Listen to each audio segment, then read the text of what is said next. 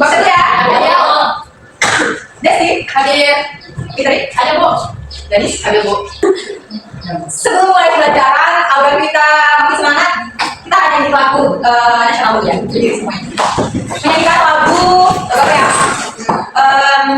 Gak berapa istilah ya, yang biar semangat. Lagu yang mulai. Lagu gak ada.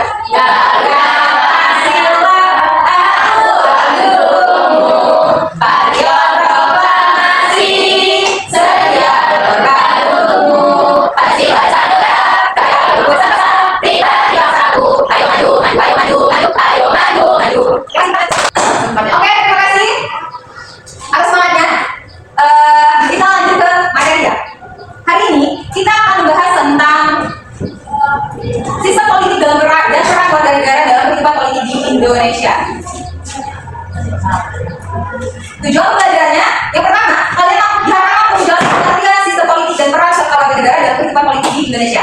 Yang kedua, kalian diharapkan mampu menganalisis pentingnya peran warga negara dalam menjaga sistem politik yang demokratis. Kemudian yang ketiga, memahami dasar hukum dan sikap bertanggung jawab dalam partisipasi politik warga negara. Next, pengenalan sistem politik. Sistem politik adalah keseluruhan proses yang mengatur pembagian kekuasaan, pembuatan kebijakan, dan pelaksanaan pemerintahan. Sistem politik menentukan cara negara dijalankan dan bagaimana keputusan publik dibuat.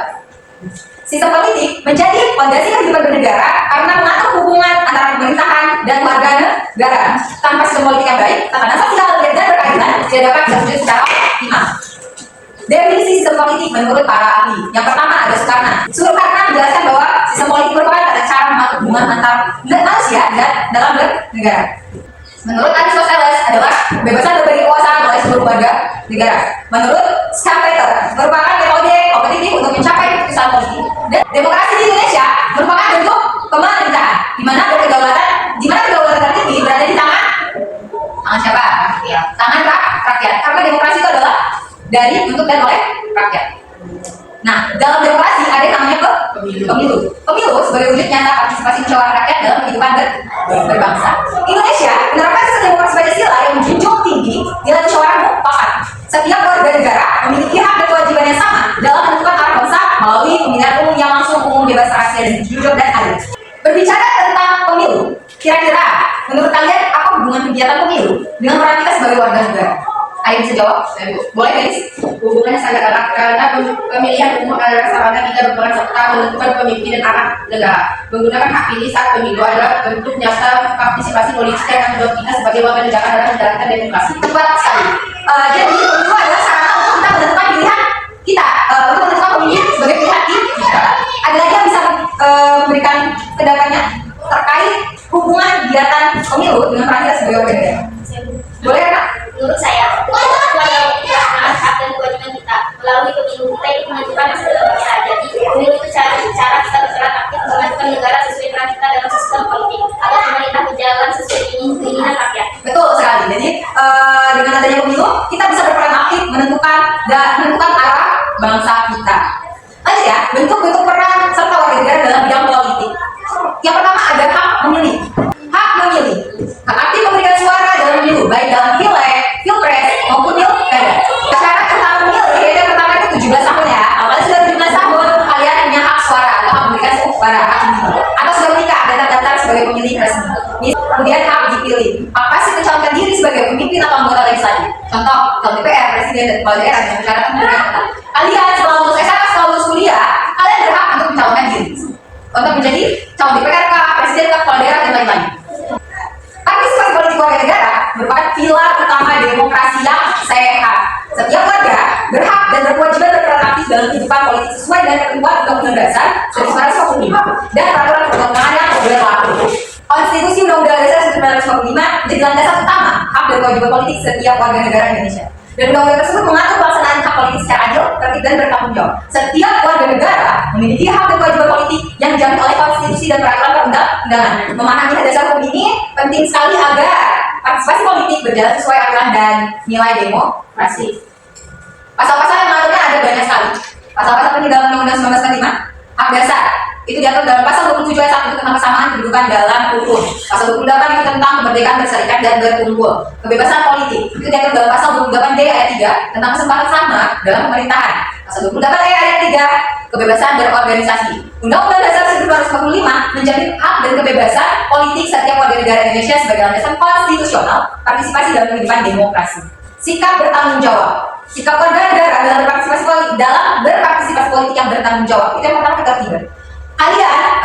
Setiap warga negara dalam berpartisipasi politik itu harus mematuhi hukum saat berpartisipasi politik, menolak kekerasan, provokasi, dan tindakan yang mengganggu ketertiban umum. Yang kedua, literasi politik, menolak hoax dan menyaring informasi dengan kritis, menjadi pemilih cerdas berdasarkan rekam jejak dan visi kajian. Kemudian yang ketiga, toleransi, dan ini sangat penting ya. Menerima perbedaan pilihan politik, siap menang dan kalah, serta mendukung pemimpin yang sah secara demokratis. Partisipasi politik yang bertanggung jawab adalah kunci terjaganya demokrasi yang sehat dan kehidupan bernegara yang harmonis di Indonesia. Kita sudah sampai di penghujung materi. Sebelum nanti selanjutnya ibu bertanya, kira-kira dari semua materi yang dijelaskan, bisakah kalian menyebutkan salah satu bentuk partisipasi politik yang boleh dilakukan oleh warga negara? Ada bu? Ya boleh. Menggunakan hak pilih untuk memilih pemimpin dalam bentuk pemilu atau pilkada, karena yang celah paling utama kita ikut menentukan masa depan negara. Betul sekali. Jadi berpartisipasi dalam pemilu adalah salah satu bentuk partisipasi politik yang boleh kita lakukan. Dengan syarat yang tadi, sudah menikah atau di atas umur 17 tahun. Sekarang kita masuk tugas kelompok ya. Silakan buat kelompok. Oke, di sini ibu sudah menyiapkan gambar yang berisi beberapa pertanyaan untuk kalian analisis gambar di depan. Di sini ada 3 gambar, tapi kalian silahkan pilih gambar. Pemilu 1 dan 2 saja. Siapa yang mau pilih gambar 1? Pemilu ya. Gambar 2, ibu musyawarah. Silakan misalnya kelompoknya. Silakan analisis bersama teman-temannya. Berikan pendapat kalian terkait gambar. Berikan pendapat kalian dan tuangkan dalam RKPD-nya. Di sini, sistem di sini adalah debat. Ya, sistem debat.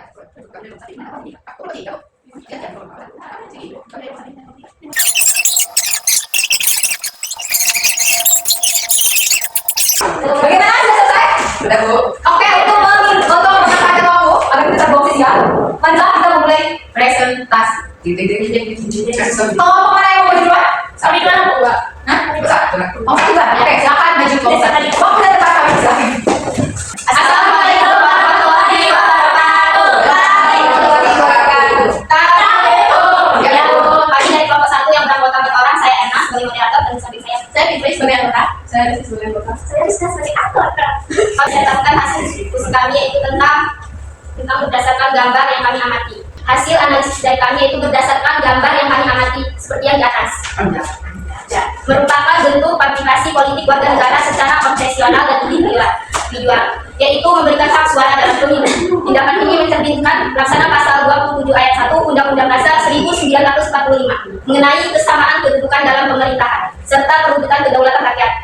Kehadiran pemilih muda perempuan berbatik merah menunjukkan tumbuhnya budaya politik partisipan. Dan politik warga negara di sini bertindak sebagai input atau suara aspirasi yang akan menentukan siapa yang duduk di suprastruktur politik, pemerintah atau legislatif. Jika generasi muda menggunakan hak pilihnya dalam rasional, maka kualitas kebijakan publik yang dihasilkan negara di depannya akan jauh lebih berpihak pada masa depan mereka. Sudah cukup? Oke, terima kasih untuk kelompok 1. Analisis kalian sudah sangat tajam. Kalian berhasil menghubungkan aspek visual sebagai representasi gender dan pemilih muda dengan konsep formal seperti pasal Undang-Undang Dasar 1945 dan teori budaya politik partisipan. Ibu ingin menambahkan sedikit ya. Perhatikan suasana TPS. Ayo, coba perhatikan. Ya, Bu. Perhatikan suasana TPS di latar belakang gambar efektif. Hal itu menunjukkan bahwa peran warga negara tidak hanya mencoblos, tapi juga bahkan terhadap aturan main pemilu. Oke, apakah kelompok 2 ada tanggapan terkait analisis dari kelompok 1 untuk gambar 1 tentang pemilu? Silakan kelompok 2 jika ada tanggapan silakan sampaikan. Ya, silakan kelompok 2 jika ada tanggapan, baik setuju atau tidak setuju dengan pendapat atau hasil analisis kelompok 1. Ya, kenalkan saya dari perwakilan kelompok 2. Menurut kami, gambar tersebut hanya menampilkan pesta demokrasi yang sifatnya seremonial dan prosedural. Faktanya di lapangan, banyak pemilih muda datang ke TPS tanpa literasi politik yang baik atau coblos karena ikut ikutan atau berpengaruh politik uang atau money politis. Jadi, datang ke TPS tidak otomatis mencerminkan peran politik yang efektif. Jika kualitas memilihnya masih rendah, pemilu seringkali hanya mempererat suara rakyat untuk melegitimasi kekuasaan, jadi setelah itu rakyat dilupakan. Bagus sekali. Betul sekali. Nggak semua yang datang ke TPS itu paham literasi. Jadi bagaimana menanggapi pendapat dari kelompok 2? Ya, boleh silakan. Menanggapi tanggapan kelompok 2 dan gadis. Oke. Bagaimanapun pemilu adalah pintu masuk utama demokrasi. Memang belum sempurna, tetapi bayangkan jika semua pemilih muda bersikap apatis memilih golput karena menganggap pemilu hanya seremonial. Justru ruang kekuasaan akan diisi oleh orang-orang yang salah. Memberikan suara di bilik TPS seperti wanita gambar tersebut adalah benteng pertahanan utama warga negara untuk memperbaiki sistem politik. Bagaimana? Jadi, bisa dipahami? Oke, bagus sekali udah satu tangan. Jadi benar ya, bahwa demokrasi tidak boleh berhenti di tingkat prosedural. Hanya datang mencoblos. Jika warga negaranya aktif saat pemilu lagi bersama dengan aku, maka penguasaan politik akan lemah. Kira-kira ada yang mau disanggah lagi? Ada yang mau ditanyakan lagi? Atau ada yang mau disampaikan? Oke, karena sudah cukup, silakan di.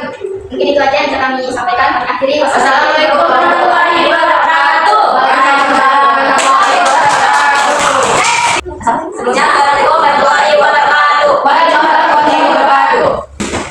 Di sini kami akan menganalisis gambar yang di sini, yaitu gambar ini menunjukkan partisipasi politik warga negara secara kolektif di tingkat lokal melalui musyawarah desa atau musrah BAMDes. Tidak warga yang hadir dan mengajukan hal untuk bertanya atau berpendapat merupakan perwujudan dari sila 4 Pancasila atau kerakyatan yang dipimpin oleh hikmat kebijaksanaan dalam pemusyawaratan atau perwakilan. Dalam sistem politik Indonesia, forum ini adalah satuan infrastruktur politik atau kelompok masyarakat untuk memberikan masukan input berupa tuntunan pembangunan wilayah langsung kepada infrastruktur politik atau pemerintah desa. Kehadiran masyarakat lintas generasi termasuk kewakilan perempuan membuktikan adanya upaya menunjukkan keadilan sosial dalam pengambilan keputusan publik. Oke, sudah. Terima kasih kelompok 2. Analisis kalian sangat kontekstual karena berhasil mengaitkan peran warga negara dengan aplikasi sila 4 Pancasila dan konsep input politik itu. Bisa diperhatikan lagi gambar itu. Ayo halo, perhatikan gambar di depan. Gambar di depan bapak yang masih tangan terdekat, masih tangan di depan, ya. Itu simbol bahwa warga negara berhak mengusulkan agenda berbasis data real di lapangan. Sekarang, mari kita dengar tanggapan dari kelompok 1 ya. Silakan kelompok 1 menanggapi hasil analisis dari kelompok 2. Ya. Saya perwakilan dari kelompok 1 yang bernama Etna. Masalah dominasi figur tertentu itu adalah tantangan proses, bukan berarti forumnya yang salah. Maka adanya wadah atau tugas seperti Musrah BAMDes ini, pemerintah desa akan bertindak sewenang-wenang. Forum ini adalah salah satu-satunya ruang legal di mana warga desa bisa menagih janji dan mengontrol anggaran secara langsung. Baik, ini saya akan menjawab pertanyaan dari saudari. Gimana tadi? Pada realitasnya, musyawarah desa seringkali hanya menjadi formalitas atau kewajiban agar anggaran cair. Suara warga biasa, terutama kelompok rentan atau perempuan, seringkali dalam dominan oleh suara tokoh masyarakat yang punya kuasa atau anak desa itu sendiri. Jadi, musyawarah fisik belum tentu menjaga aspirasi warga terserap secara adil. Sudah cukup? Bagaimana kamu satu bisa dipahami? Warga desa adalah pilar demokrasi lokal. Tugas kita sebagai warga negara bukan menjauhi forum ini, bukan menjauhi forum ini karena kekurangannya, melainkan menguatkan kapasitas literasi masyarakat agar berani bersuara, sehingga musyawarah tidak sekedar menjadi formalitas, melainkan benar-benar menghasilkan keputusan mufakat dan berkeadilan. Masih ada yang disampaikan atau ditambahkan? Tidak ada? Cukup? Kelompok 2 ada yang ditambahkan lagi? Oke, boleh ditutup kalau sudah cukup? Oke, terima kasih untuk kelompok 1 dan kelompok 2. Penyampaiannya sudah sangat bagus, sangat kritis untuk tim penyangga. Bagus sekali. Diharap kedepannya kita lebih aktif lagi ya. Dan untuk yang presentasi ke depan, kalau bisa banyak partisipasinya. Jangan hanya 1-2 orang saja ya. Kedepannya seperti itu. Jadi kedepannya diperbaiki. Tidak apa-apa, sekarang kita belajar. Materi kita sudah selesai ya. Kira-kira untuk materi hari ini ada yang mau ditanyakan? Tidak ada. Jika tidak ada, ibu yang bertanya. Seperti biasa, jika kalian tidak ada pertanyaan, ibu yang bertanya dan kalian harus siap menjawab. Oke, pertanyaannya adalah mengapa partisipasi warga negara sangat penting bagi keberlangsungan negara kita? Siapa yang duluan? Bisa, boleh ya? Sangat penting karena kita terus demokrasi di mana kekuasaan terpilih dan di tangan rakyat. Tanpa partisipasi warga, pemerintah tidak akan berjalan sesuai keinginan rakyat dan tujuan negara untuk mewujudkan kesejahteraan akan sulit tercapai. Oke, betul sekali. Tanpa partisipasi warga, cita-cita negara, cita-cita apa tersebut kita tidak akan bisa terwujud jika kita apatis terhadap negara kita. Ada lagi yang mau menjawab? Ya boleh Bapak. Karena partisipasi warga negara menjadi penggerak dan pengawas jalannya pemerintahan. Jika warga aktif berperan serta, maka kebijakan yang diambil pemerintah akan lebih tepat sasaran, transparan, dan negara bisa juga kokoh serta maju bersama. Betul sekali. Intinya adalah partisipasi warga negara dimulai dari diri kita sendiri, dimulai dari sejak dini itu sangat penting. Jadi kesimpulan untuk materi kita hari ini adalah sistem politik dan demokrasi itu adalah dasar kehidupan bernegara. Peran warga negara itu sangat penting untuk demokrasi yang sehat dan sikap bertanggung jawab menjadi kelangsungan sistem politik. Hak dan kewajiban warga negara itu dilindungi oleh undang-undang. Partisipasi aktif, cerdas, dan bertanggung jawab adalah kunci demokrasi Indonesia sehat dan berkelanjutan. Sampai di sini, kira-kira ditanya lagi, ada yang mau ditanyakan? Paham semuanya? Oke, untuk tugasnya di depan, silakan kalian cari contoh-contoh penerapan politik dan demokrasi di lingkungan masyarakat, ya, lingkungan masyarakat, lingkungan sekolah, dan di lingkungan berbangsa dan bernegara. Jika tidak ada yang ditanyakan, Ibu rasa cukup. Terima kasih atas perhatiannya, atas partisipasinya, atas excitednya hari ini. Ibu akhiri, wassalamualaikum warahmatullahi wabarakatuh. Waalaikumsalam warahmatullahi wabarakatuh. Silakan istirahat.